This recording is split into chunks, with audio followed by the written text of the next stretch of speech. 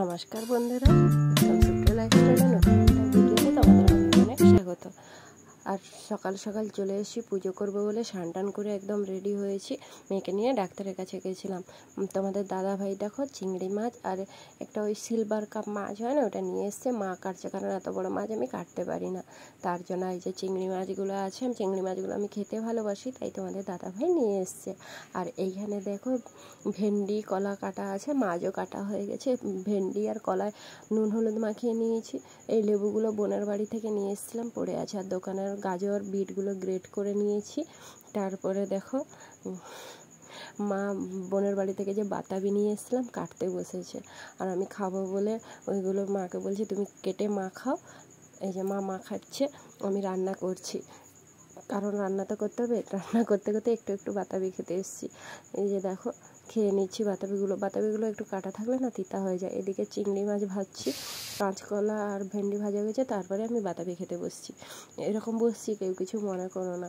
আর মুখটা দেখা যাচ্ছিল না, আর ক্যামেরা তো আমি যেখানে সেখানে রেখে ভিডিও করি, ওই জন্য ক্যামেরা ঠিক নয়, আমার মোবাইলটাই আমি যেখানে সেখানে রেখে ভিডিও করি।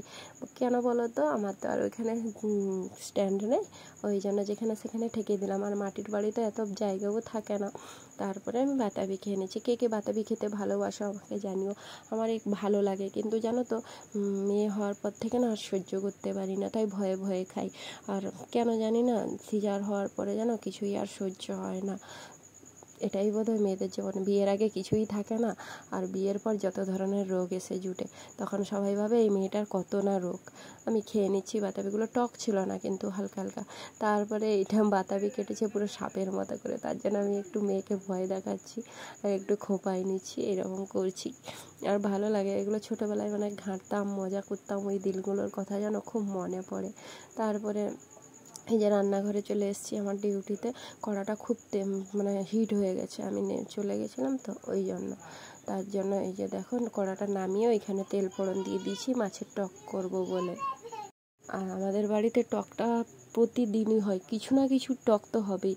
কারণ আমি কেন, তোমাদের দাদাভাই কেন, কেউ টক ছাড়া ভাত খেতে পারি না। এমনকি আমার মেয়েটাও সেরকম হয়েছে জানো তো, শুধু টক খাবে। আর আজকে সিলভার কাপ